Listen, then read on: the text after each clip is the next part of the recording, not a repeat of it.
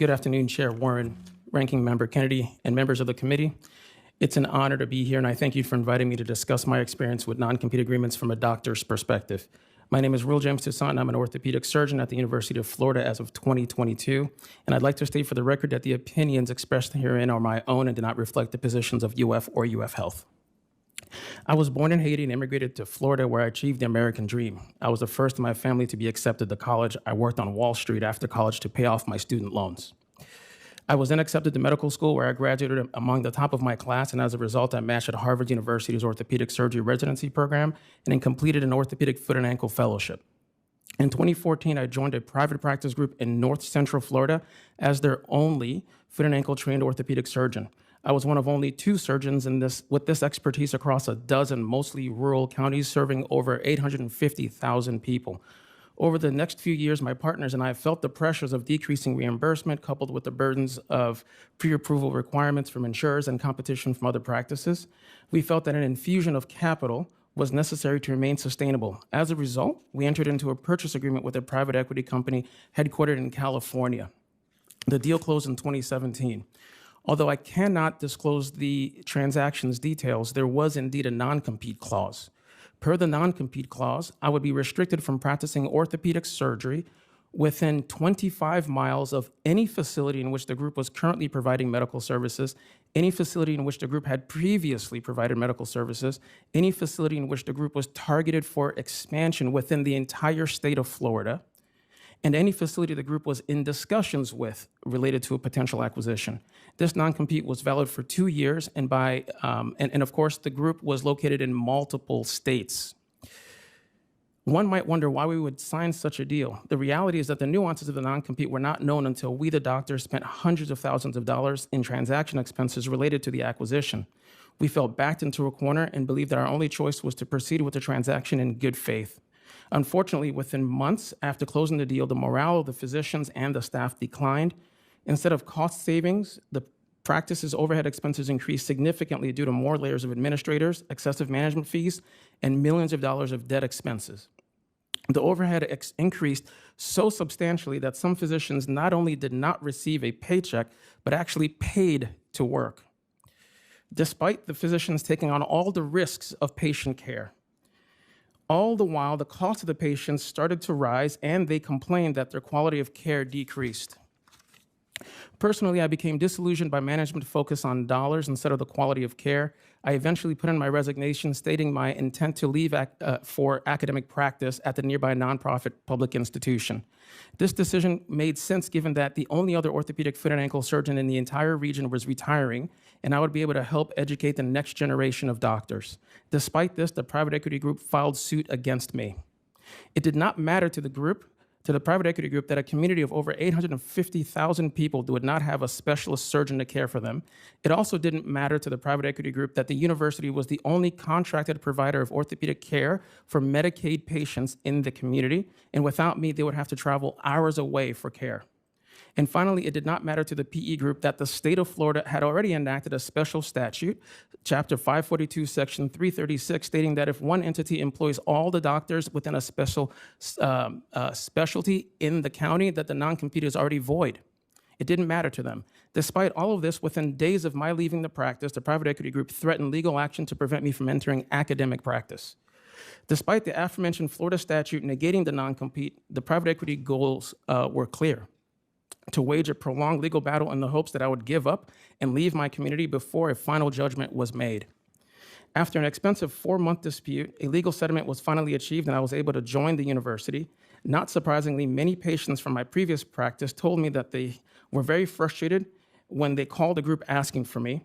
They said that the private equity group lied to them and stated that I had retired from medicine, which is clearly untrue. Because of my concerns with private equity in healthcare, including their use of non-compete agreements, I joined the Coalition for Patient-Centered Care, a group of healthcare stakeholders who oppose private equity's influence over independent physicians. I have experienced the negative consequences of non-compete agreements have on patients, the physicians, and their communities. And I conclude that these restrictive covenants negatively impact patient access to physicians, limit the quality of care, and increase costs to all parties. Thank you. Dr. Toussaint, you're an orthopedic surgeon, is that right? That is correct. Okay. Where'd you go to med school? I went to medical school at NYU, sir. Okay. And you were, I think you said you were at the top of your class. Yes, sir. And then you trained at Harvard. That is correct. And then you joined other orthopods in a practice, right? That is correct. How many orthopedic surgeons were in your class? Were in your practice, rather? I don't recall the number of orthopedic surgeons specifically, but there were approximately 25 partners within the Okay. group. And you were a partner? Yes, sir. Okay. And a private equity company came in and said they wanted to buy you. Is that right? That is correct. And you and your partner sold, right? That is correct. And they paid you a bunch of money, right? They paid me some money, sir. That is correct. Yeah. How much did you walk away with? I walked away with nothing. No, when they bought your practice, you were a partner. You were paid, right? Right at that point, sir, I did not walk away, but I was. Well, I didn't strike the walk away. How much did you personally gain from the sale to the private equity group? I'm not allowed to disclose the details of the transaction, sir. Was it over? Why not? Because that is part of the transaction's restrictive agreement, sir. Was it over $1 million? I'm not allowed to say, sir. Was it over $2 million? I'm not allowed to say the It amount. was a lot of money, though, wasn't it? I do not believe it was worth my freedom, sir. But you did at the time. I did not, sir. Okay. Why'd you sign the agreement?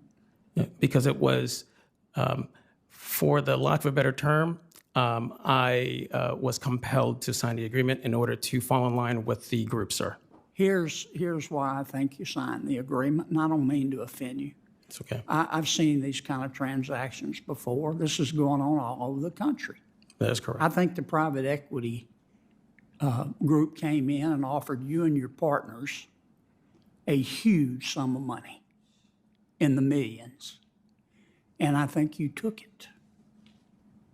And I think later you regretted it. And you wanted out of the deal.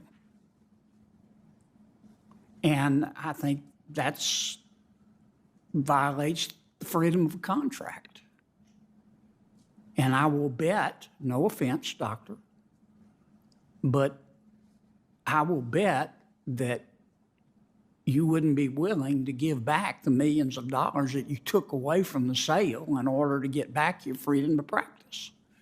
Can I respond? Sure.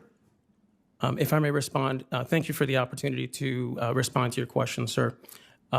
I have to say that, number one, I was not in favor of the sale. That's number one. And then number two,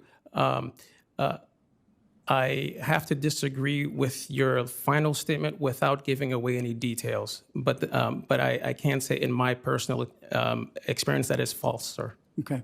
You took the money, though, didn't you? The thing that I disagree with, sir, is whether or not I gave it back. Yeah, but did you take the money? I gave it back, sir. You gave back all the money that the private equity group paid you.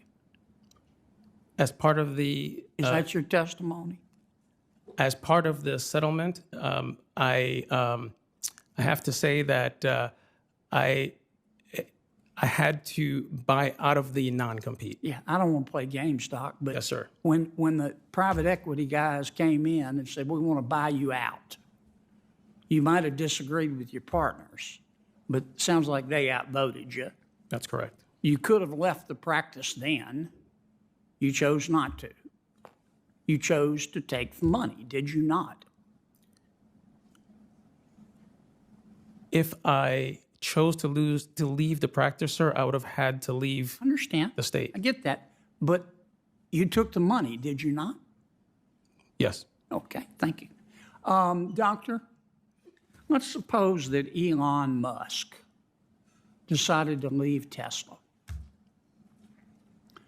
General Motors hired him away. Said, we'll pay you $50 billion a year because we, General Motors, are sucking wind. And they are.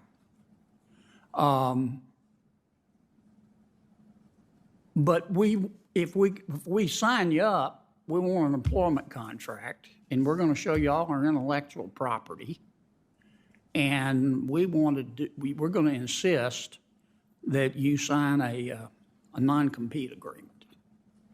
Now, you got General Motors, you got Elon Musk, one of the wealthiest, if not the wealthiest, people in the world.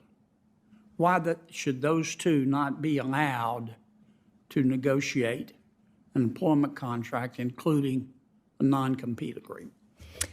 As I explained to Ms. Smith, I'm less worried about wage-suppressing effects of non-competes on very high-wage workers. Obviously, Elon Musk would be able to negotiate a non-compete with a new employer. He Would has you have incredible. any problem saying that's okay? There are other options for But would you have a GM. problem? I would have a deep problem with saying that's okay because what we're You're talking just against all non-competes.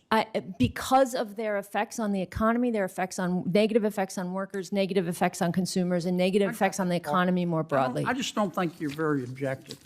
I don't think you're a very objective witness. It's been my experience that most of these issues, there are always two sides.